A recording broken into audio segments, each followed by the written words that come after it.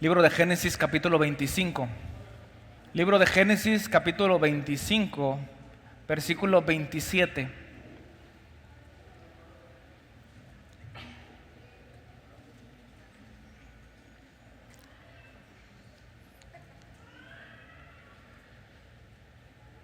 Y mantenga su Biblia por favor abierta en este pasaje. Enseguida le voy a indicar qué versículos vamos a leer.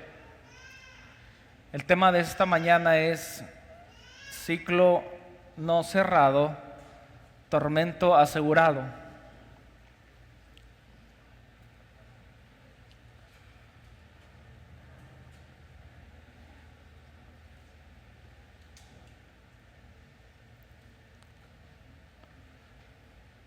Ciclo no cerrado, tormento asegurado.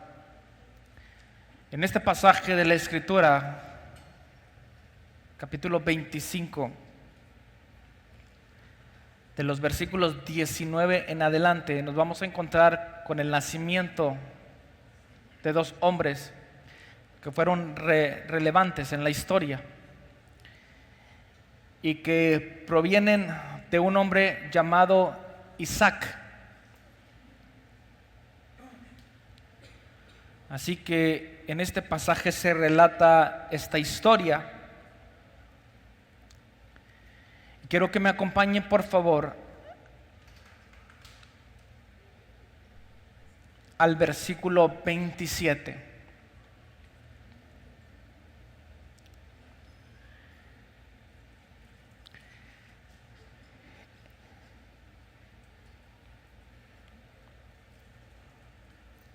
En el contexto vemos cómo el nacimiento de estos dos hombres es tan importante que incluso se profetiza acerca de ellos. Solamente unos versículos antes de la Escritura dice: dos naciones hay en tu seno, y dos pueblos serán divididos desde tus entrañas.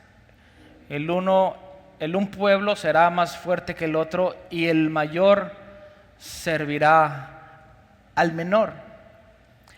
Entonces, cuando se viene el cumplimiento de los días, venían dos gemelos en el vientre de su madre. Y según la Escritura vemos cómo sale el primero, rubio. Estoy platicando prácticamente el contexto que encontramos en los versículos 23 al 26. El primero rubio, todo velludo, y llamaron su nombre Esaú. Después salió su hermano. La Escritura dice: trabada su mano al calcañar de Esaú, y fue llamado su nombre Jacob, que significa el suplantador.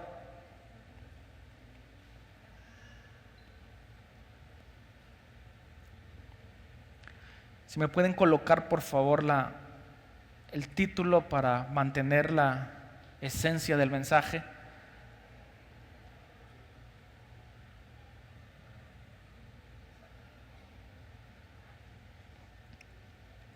Y bien, de aquí partimos pues al versículo 27. Sígame con su vista, por favor. Crecieron los niños, y Esaú fue diestro en la casa, hombre del campo, pero Jacob era varón quieto, que habitaba en tiendas. Y amó Isaac a Esaú porque comía de su casa, mas Rebeca amaba a Jacob.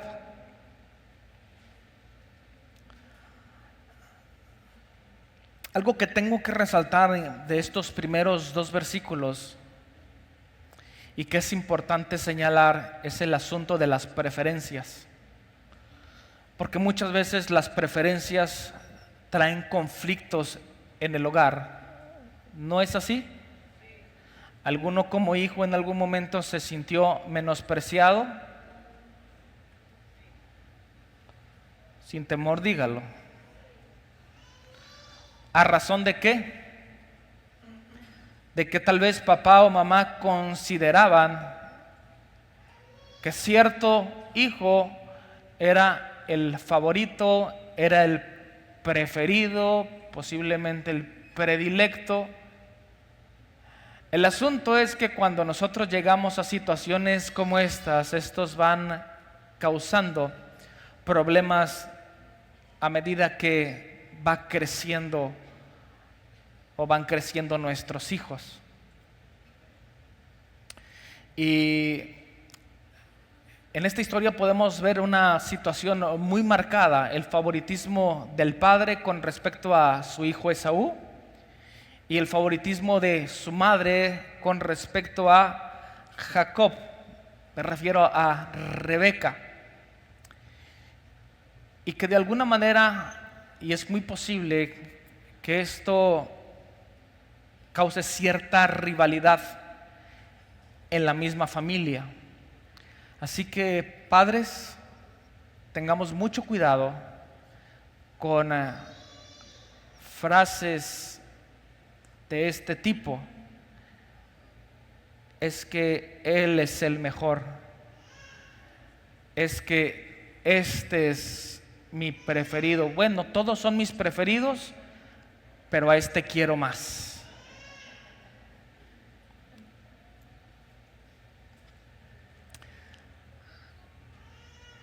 Hay algunas casas tal vez donde podamos notar en las salas. Hoy en día ya no es tan común, pero hace 10 años atrás era tan común ver los retratos, las fotografías de los hijos en la pared. ¿No era así? Y entonces en algunas ocasiones podíamos ver cuadros de... ¿Qué medida eran estos cuadrotes? 20 por 24. Ustedes tenían de esos, ¿verdad?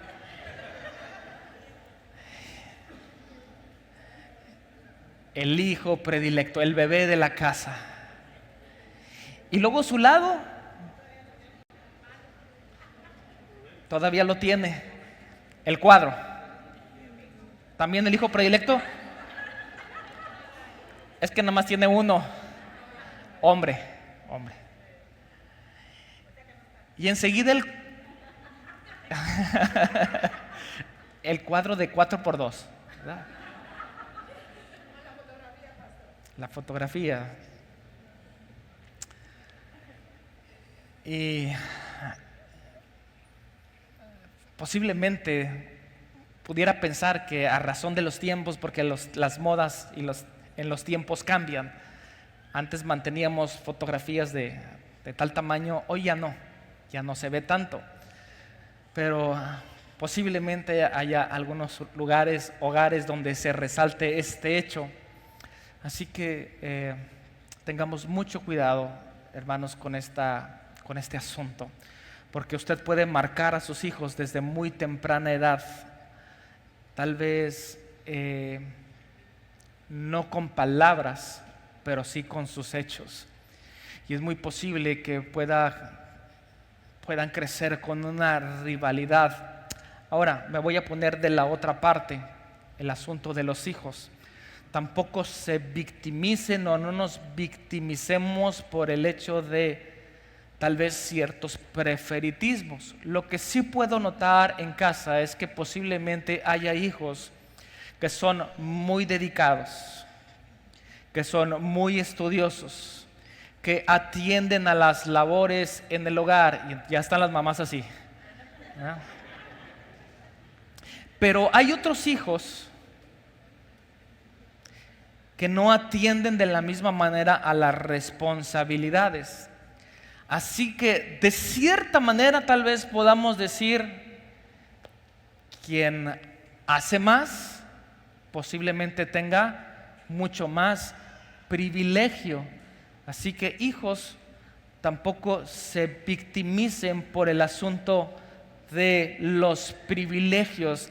Es que aquel lo quieres mal. A ver, ¿has sido estudioso? ¿Has sido dedicado? ¿O has crecido en rebeldía y en desobediencia delante de tus padres? y son asuntos que tenemos que corregir como hijos. ¿Me estoy explicando? Así que por los dos lados tendremos una complicación o una situación que modificar, conductas que modificar en ambos sentidos. Así que solamente lo pongo como un paréntesis por lo que la misma palabra nos menciona. Y es un hecho importante. Si está escrito, es porque es importante. Y bien, versículo 29. Y guisó Jacob un potaje, y volviendo Esaú del campo cansado, dijo a Jacob: te ruego que me des a comer de este guiso rojo, pues estoy muy cansado. Por tanto fue llamado su nombre Edom. De ahí la procedencia, si usted estudia la historia, de ahí la procedencia de los edomitas, el pueblo de Edom. Versículo 31, y Jacob respondió. Este era bueno para hacer trueques. Véndeme en este día tu primogenitura. Entonces dijo Esaú: he aquí yo me voy a morir, ¿para qué pues me servirá la primogenitura? Entonces Jacob dio a Esaú pan y del guisado de lentejas, y él comió y bebió. Y se levantó y se fue. Así menospreció Esaú. ¿Qué menospreció? Su primogenitura.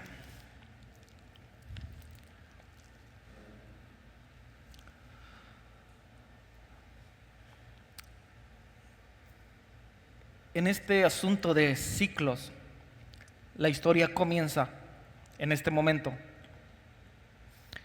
en donde un hombre desprecia su primogenitura. Y es aquí donde iniciamos estos ciclos con decisiones imprudentes. Decisiones imprudentes. ¿Por qué era importante la primogenitura para un hombre? La tenía por derecho, primeramente, por haber nacido como primero. De ahí la palabra primogenitura. Pero el hecho de tener una bendición como esta, incluida heredar las posesiones del padre, incluía un liderazgo espiritual de la familia, incluía ser la cabeza de la familia en el momento en el que padre no estuviera. Prácticamente tomar posesión de los bienes. Así que tendremos que pensar en el hecho de lo que estaba despreciando este hombre por una decisión totalmente imprudente, a causa de su cansancio. Venía del campo y con el afán de satisfacer su necesidad, le pidió de este guiso a su hermano. Su hermano, muy listo y conociendo la necesidad, le pide algo a cambio. ¿Cómo es que trabaja el enemigo en el mundo secular? Sabiendo que la gente tiene una necesidad, el enemigo, el diablo, siempre tiene algo que ofrecer, ¿sí o no? ¿Y dónde es donde pega? en su debilidad. Este miércoles pasado hablábamos un poco acerca del pasaje en donde hemos de decir que todos somos tentados, pero somos tentados según nuestras concupiscencias. Es decir, la palabra concupiscencia tiene que ver con el deseo excesivo de bienes materiales o deseos sexuales desordenados. A esto se refiere la concupiscencia, siempre en busca de satisfacer una necesidad. Pero fiel es Dios, dice la palabra, que no nos dejará ser tentados más de lo que nosotros podamos soportar, porque juntamente con la prueba, Él también nos va a dar la salida.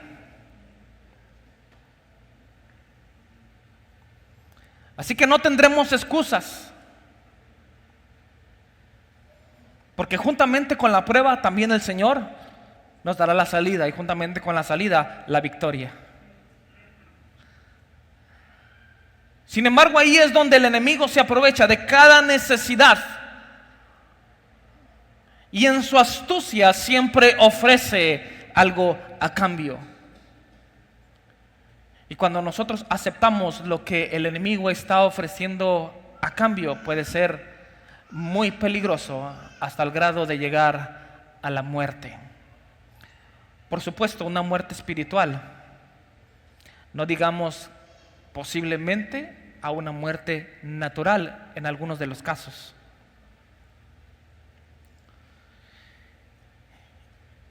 Y viendo este hombre la necesidad de su hermano,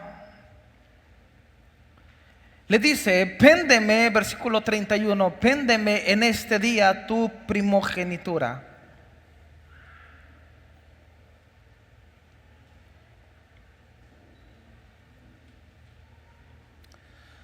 Parte de lo que incluía también la primogenitura, que se enfatiza, un poco más adelante, una vez que la ley llega al pueblo. Deuteronomio capítulo 21, versículos 15 al 17. Deuteronomio 21, 15 al 17 es la doble herencia, una doble porción de la herencia. ¿Cuántos son primogénitos acá? ¿Cuántos son primogénitos? ¿Cuántos somos primogénitos? ¿Ya reclamaron la doble herencia?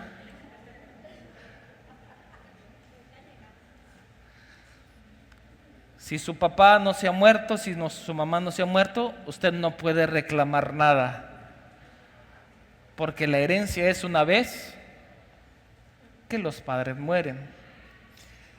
Pero la doble herencia está bajo la ley. Usted y yo ya no estamos bajo la ley. Así que olvídese. Es más, para empezar, ¿por qué se anda peleando la gente por la herencia? Usted ya sabe, ¿verdad? Llega diciembre, las reuniones familiares, y comienzan los argumentos, mucho más cuando los padres ya son grandes de edad. Y entonces comienzan a ver un poco los bienes, las propiedades. Entonces usted dice: ¿y la Cheyenne, pa? ¿A quién se la vas a repartir? Ahí vienen las situaciones, pero también vienen los problemas.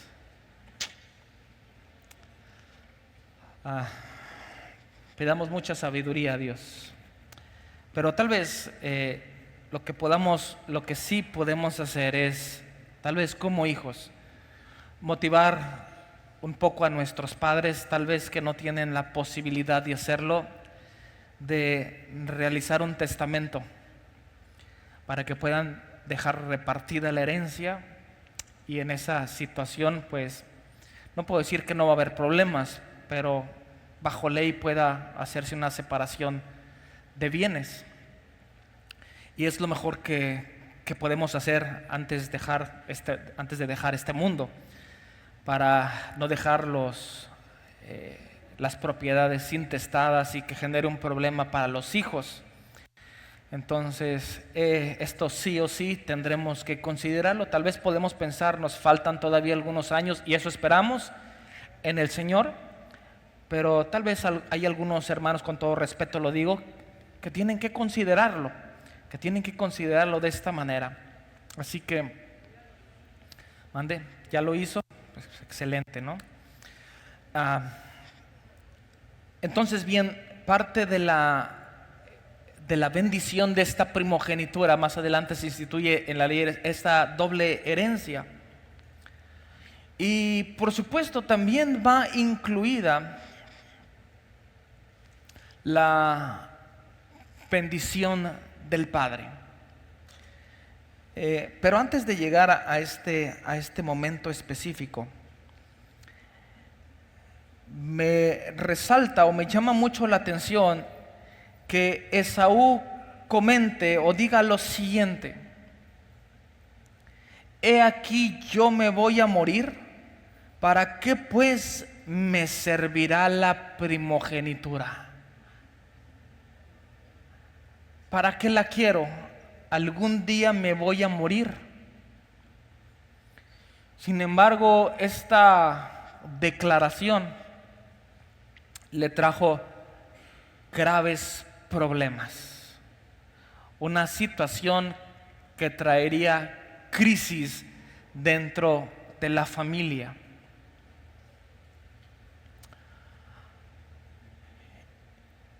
Y bien, una vez que le es cedida la primogenitura a razón del intercambio, ahora en una segunda instancia,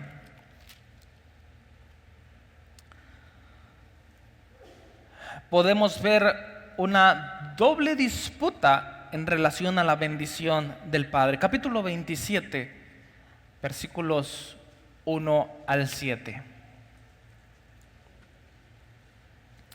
Capítulo 27. Aconteció que cuando Isaac envejeció y sus ojos se oscurecieron, quedando sin vista, llamó a Esaú su hijo mayor y le dijo: hijo mío. Y él respondió: he aquí. Y él dijo: he aquí, ya soy viejo, no sé el día de mi muerte. Toma pues ahora tus armas, tu aljaba y tu arco, y sal al campo y tráeme caza. Y hazme un guisado como a mí me gusta, y tráemelo, y comeré, para que yo te bendiga antes que yo muera. Pero Rebeca estaba oyendo.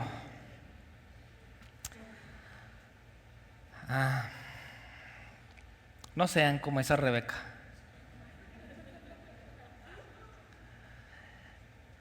Cuando hablaba Isaac a Esaú su hijo, y se fue Esaú al campo para buscar la caza que había de traer, entonces Rebeca habló a Jacob su hijo, diciendo: he aquí, yo he oído a tu padre que hablaba con Esaú su hermano, diciendo: tráeme caza y hazme un guisado para que coma y te bendiga en presencia de Jehová antes que yo muera.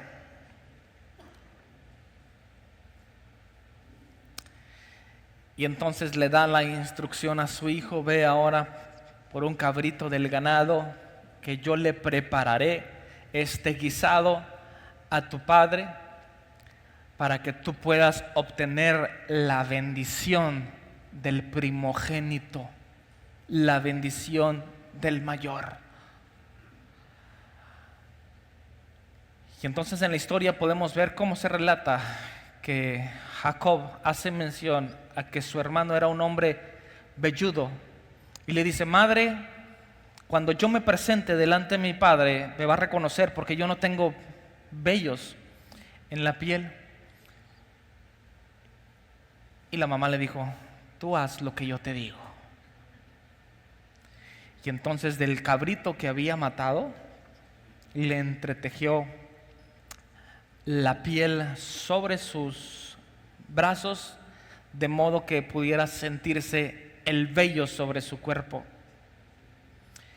Y entonces, en un plan de usurpar la bendición de su hermano el mayor, se presenta delante de su padre.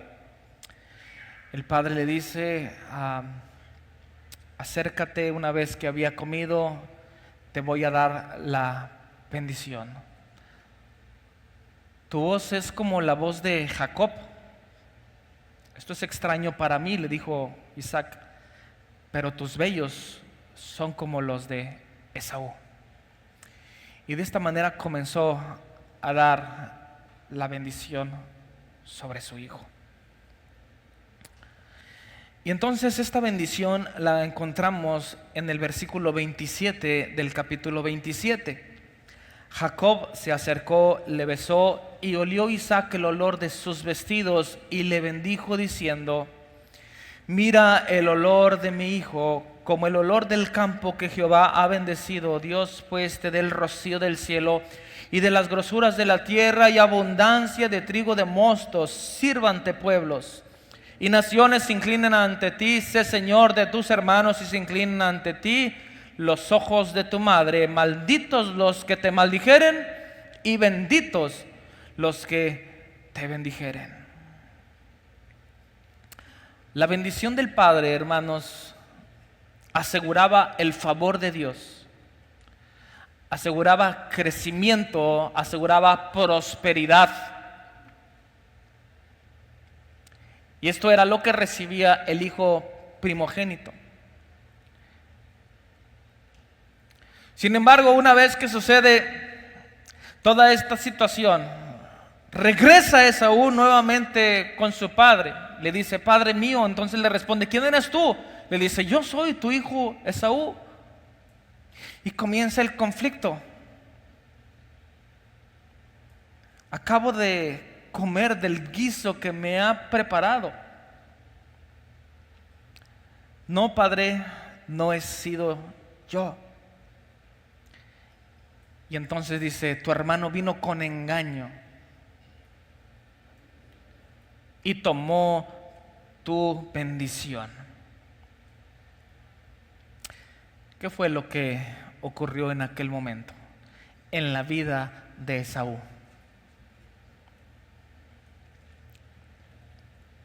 Comenzó a apoderarse de él una amargura terrible a causa de lo que había sucedido no una vez, sino 2 veces. Nuevamente se acerca con su padre y le dice: Padre, ¿no tienes algo para mí? Versículo 38. ¿No tienes más que una sola bendición, padre mío? Bendíceme también a mí. Y alzó Esaú su voz y lloró. Esta fue la respuesta al dolor que estaba sintiendo aquel hombre. Entonces comienza a darle la bendición del padre, pero note usted que no será la misma en relación a la primogenitura. Entonces Isaac su padre habló y le dijo: he aquí será tu habitación en grosuras de la tierra y del rocío de los cielos de arriba, y por tu espada vivirás, y a tu hermano servirás. Y sucederá cuando te fortalezcas que descargarás su yugo de tu cerviz. Todo esto será una carga para ti. Y tendrás que luchar, tendrás que pelear para alcanzar el favor, para alcanzar la bendición.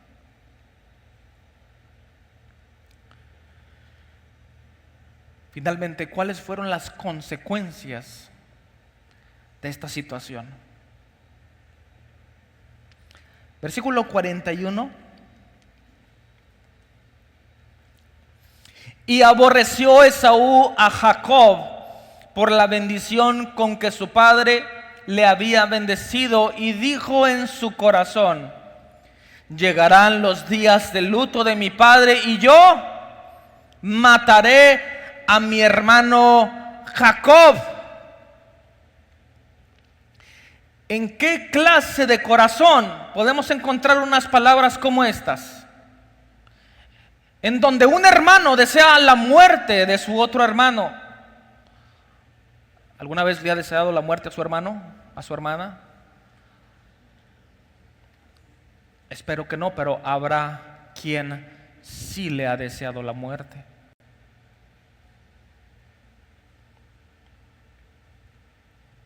Y esto en razón nada más de lo que ha guardado en su corazón. Algo se ha apoderado de su corazón.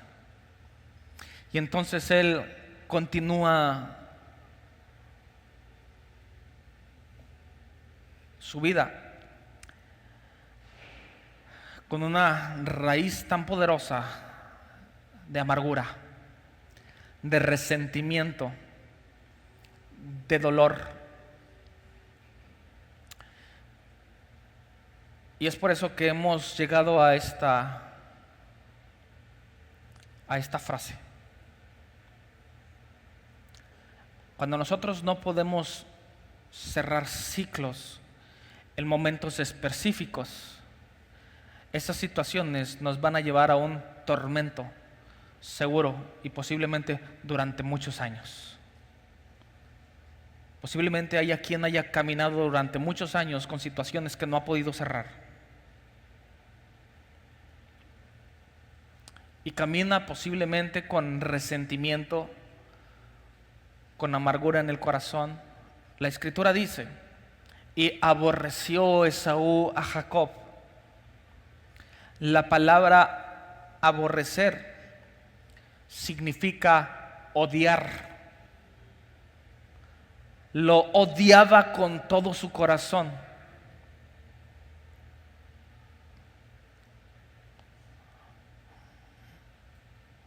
Hasta dónde el daño que se produjo en su corazón para que el odio se apoderara de él. Considerando que no solamente, o más bien que no era un extraño, sino era una persona de casa. Posiblemente usted ha enfrentado situaciones como esta, y espero no hemos de llegar a grados como este, en donde prácticamente el aborrecimiento se apodera. Le he platicado ya en algunas ocasiones de la situación que vivieron dos mujeres, hermanas, que se conflictuaron en algún momento. Y llegando ella a los pies del Señor, una de ellas a los pies del Señor, tratando de tomar un buen camino, se acerca para pedir consejo. Y entonces la respuesta al consejo fue muy sencilla. Si es que se provocó mediante un conflicto, acérquese. Y dice: es que yo le he querido llamar, pero he tenido miedo. Tal vez se pueda acercar. ¿En dónde vive su hermana?, le preguntaron. Para esto, ¿sabe cuántos años llevaban peleadas? 15 años. En donde una generación creció. 15 años. Entonces, regresando a la pregunta, tal vez pueda visitarla. ¿Dónde vive su hermana? Se va a sorprender. Ella contesta: mi hermana vive enfrente de mi casa.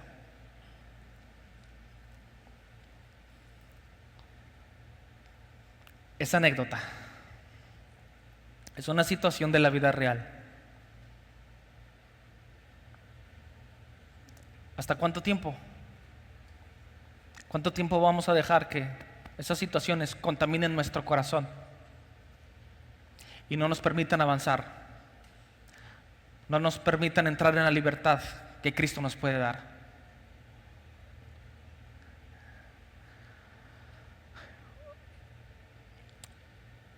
¿Sabe lo que provocó esta pelea, esta situación? Enseguida Raquel va con su hijo Jacob y le dice: es necesario que huyas, es necesario que te vayas, tu hermano te quiere matar.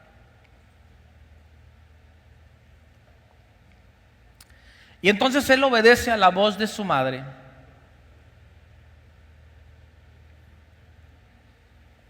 Y posiblemente en ambas partes,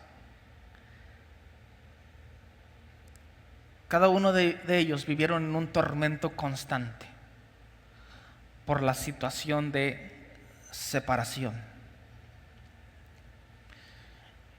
Y posiblemente así como esta haya muchas historias en el camino de ciclos que no hemos cerrado, que hemos dejado a medias y en donde no permitimos que Cristo haga una obra perfecta dentro de nosotros. Porque aunque bien sabemos, Él tiene el poder para hacerlo, y sabiendo que su sacrificio fue perfecto, nosotros tenemos la oportunidad de tomarlo. Pero muchas veces en el intercambio de cosas preferimos posiblemente lo que nos conviene, o tomamos simplemente una salida, una escapatoria la más sencilla. Por otra parte, tal vez peor aún, llegue el momento de renegar de Dios y comenzar a cuestionarlo en relación a lo que ha sucedido.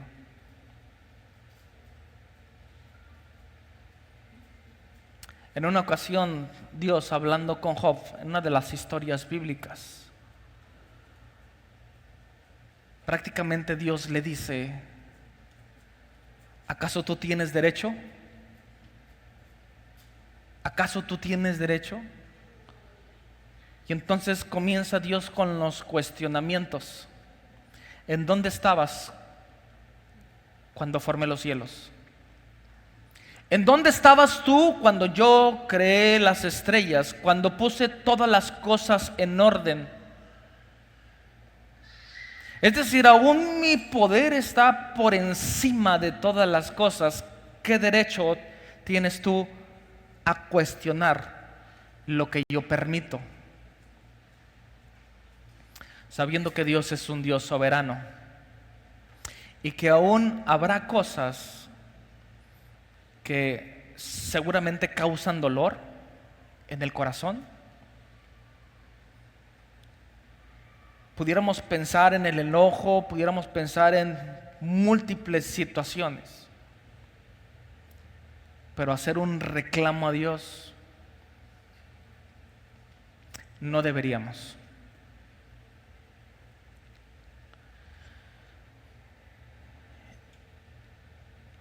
Y entonces, a raíz de la situación, seguramente cada uno vivió en una tormenta,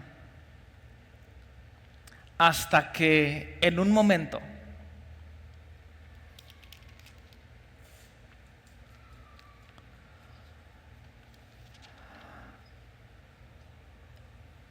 llega el momento de la recapacitación.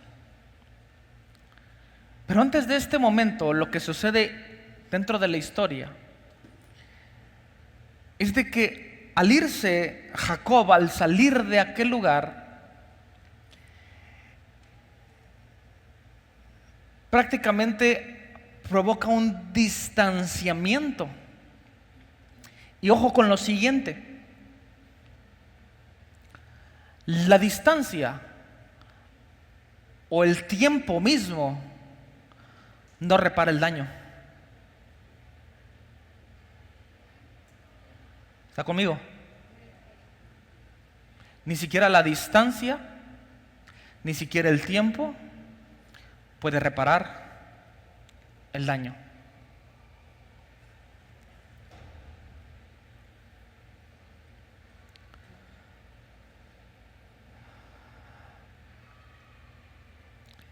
hasta que finalmente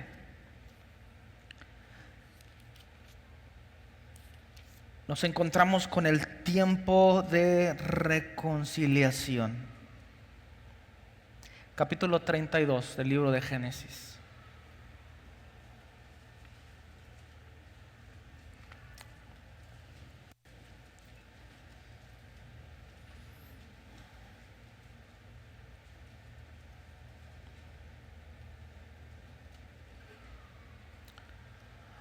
Versículo 1, Jacob siguió su camino y le salieron al encuentro ángeles de Dios.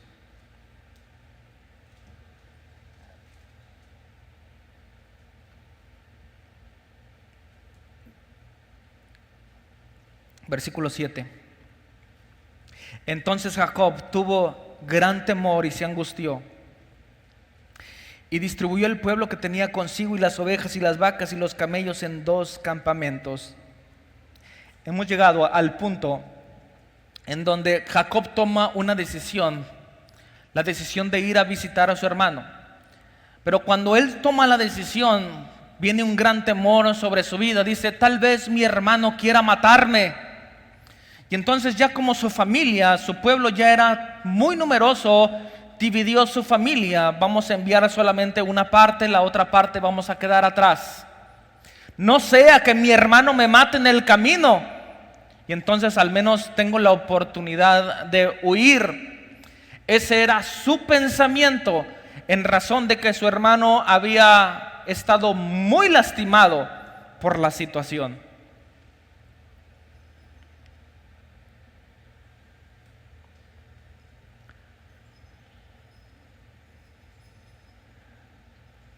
Pero toda esta situación, tome en cuenta lo siguiente. Toda esta situación de conciliación o de reconciliación precede de un encuentro. ¿Qué tipo de encuentro? Y lo acabamos de leer en el capítulo 32, versículo 1, en donde la escritura dice, nuevamente Jacob siguió su camino y le salieron al encuentro ángeles de Dios. Es decir, tuvo un momento, tuvo la oportunidad de tener un encuentro directamente con Dios. Y es que si usted y yo no tenemos un momento para tener un encuentro con el Señor, es muy difícil de salir de este tipo de situación. Finalmente, en el capítulo 33, encontramos lo siguiente. Alzando Jacob sus ojos, miró y aquí venía Esaú y los 400 hombres con él. Entonces repartió los niños entre Lea y Raquel y las 2 siervas y puso las siervas y sus niños delante. Luego a Lea y sus niños y a Raquel y a José los últimos. Y él pasó delante de ellos y se inclinó a tierra 7 veces hasta que llegó su hermano. El hecho de presentarse o de hacer una inclinación, esto representaba adoración delante de Dios. Es decir, después de un encuentro, él tuvo que comprender que la adoración a Dios era básica, era importante para él, independientemente de lo que sucediera más adelante a él. La comunión tenía que estar perfecta delante de Dios, así que hace este acto de adoración en donde 7 veces se inclina, no delante de su hermano, sino en un acto de adoración delante del Señor antes que tuviese este encuentro con su hermano. ¿Cuántos nos hemos encontrado en diferentes conflictos de la vida, donde llega el momento que hay que enfrentarlo? ¿Qué es lo que hace antes de cada encuentro, de cada situación? Porque posiblemente muchas veces llegamos con el temor. Imagine que usted va a buscar la contratación de un nuevo trabajo. Nos ha pasado a la gran mayoría. Y muchas veces tenemos en el pensamiento el asunto de me van a contratar, si me contratan, cuánto me van a pagar, me querrán ahí, estará bien mi currículum, etcétera, mil cosas. Pero ¿qué hacemos los hijos de Dios cuando nos vamos a presentar a situaciones como esta? Adoramos, adoramos, nos postramos, oramos al Señor. Señor, si tú vas conmigo, ¿quién contra mí? Y aún, Señor, si no me dieran ese trabajo, yo no tengo temor, porque mi confianza está en ti. ¿Ve cómo cambian las cosas radicalmente a una situación de llegar con el temor porque no hay confianza? Aún con el temor que tenía antes, llegó, y cuando llegó al lugar de encuentro, comenzó a adorar al Señor. ¿Cuál fue la respuesta? Versículo 4, pero Esaú corrió a su encuentro y le abrazó y se echó sobre su cuello y le besó y lloraron. Llegaron a la reconciliación. ¿Cuántos años pasaron para que llegara a este encuentro? Aproximadamente 20 años. 20 años de distanciamiento. 20 años de tormenta. 20 años posiblemente de queja. 20 años de amargura, 20 años de odio.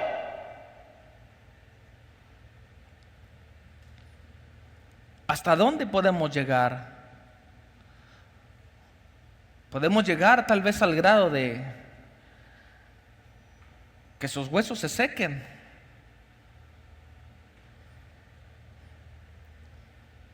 Haciendo tal vez una metáfora de las cosas. A razón de su odio, de su rencor, de la amargura. Pero finalmente esta respuesta creo que no la esperaba.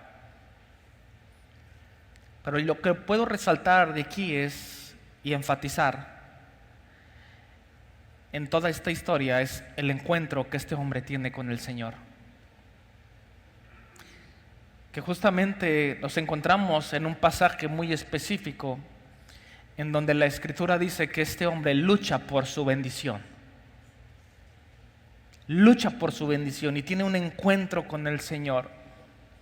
Y déjeme decirle que un encuentro con el Señor tiene que cambiar radicalmente todas las cosas. El que logra entrar en la presencia del Señor tiene que salir transformado. Tiene que salir cambiado.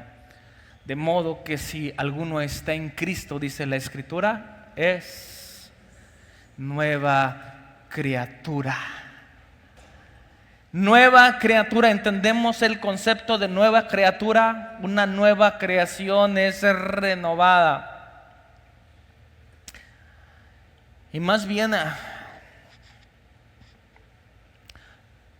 renovada no en el sentido de volver al estado original, que ese es el significado, porque en el estado original nosotros llevábamos una vida de pecado, pero somos renovados para entrar en una pureza y en una limpieza por medio de la sangre de Cristo, así como lo muestra la palabra. Así que finalmente estos hombres llegaron a su encuentro. Y aunque seguramente estos dos hombres cerraron un ciclo,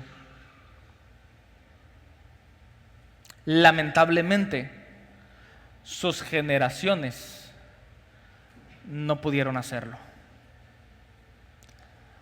A tal grado que continuaron con el tormento.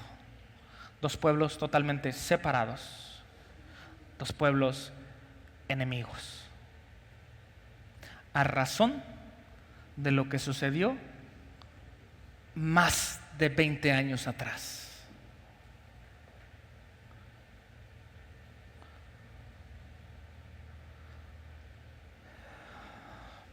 Así que usted tiene hoy oportunidad para decidir. Y si es que estamos en una situación como esta, continuar caminando, o bien llevar nuestra vida delante de Cristo y encontrar perdón en su presencia. Concluyo con lo siguiente.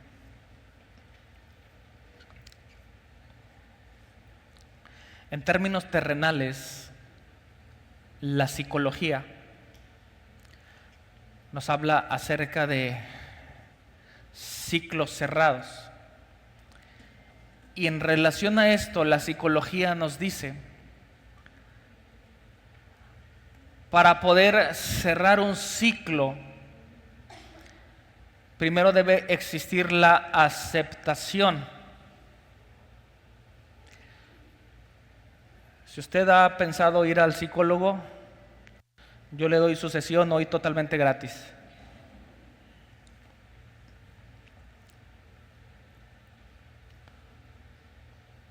Y no es que esté en contra de la psicología,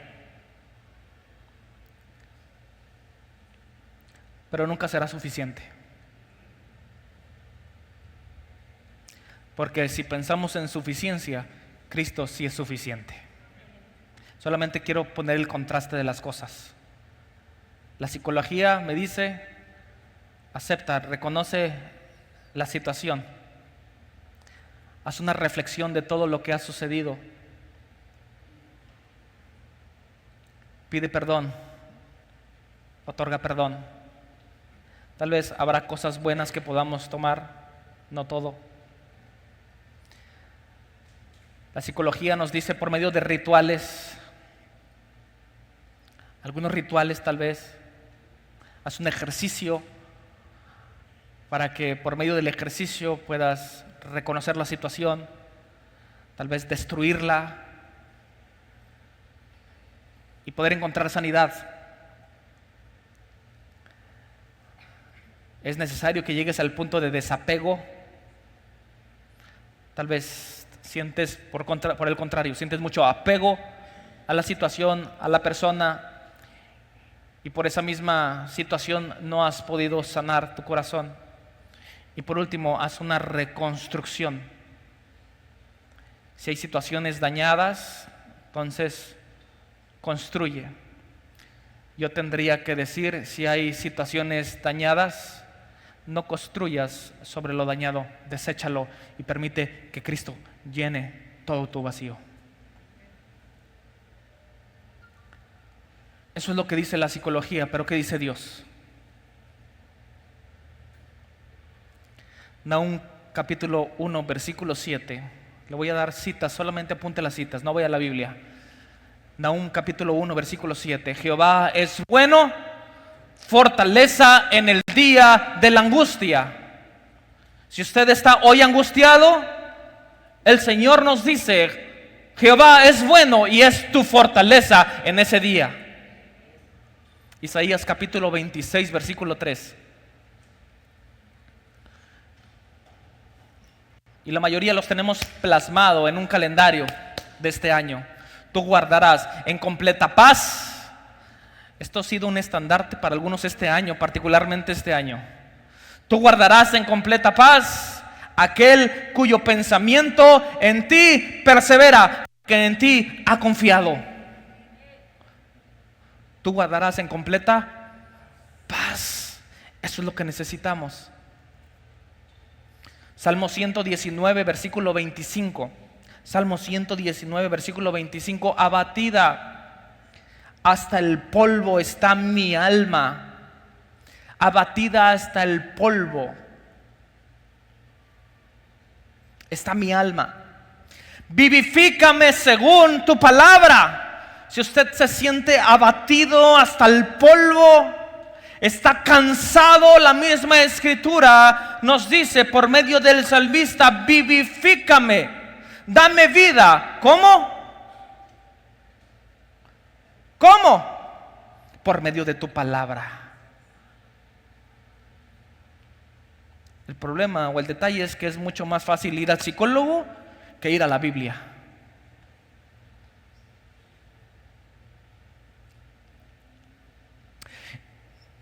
No lo estoy diciendo por nadie en particular, no conozco sus vidas. Y no conozco lo que usted hace diariamente. Pero el Señor está hablando por medio de su palabra.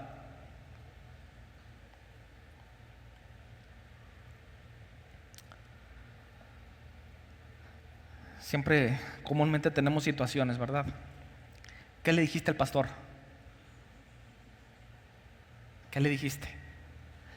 Nadie me ha dicho nada.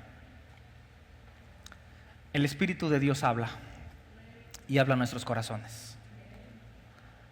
Por último, Isaías capítulo 41, versículo 10. Isaías 41, versículo 10. La Escritura nos dice: no temas, porque yo estoy contigo. No desmayes, porque yo soy tu Dios, que te esfuerzo. Siempre te ayudaré, siempre te sustentaré con la diestra de mi justicia. Esa es la palabra de Dios. Eso es lo que nos levanta.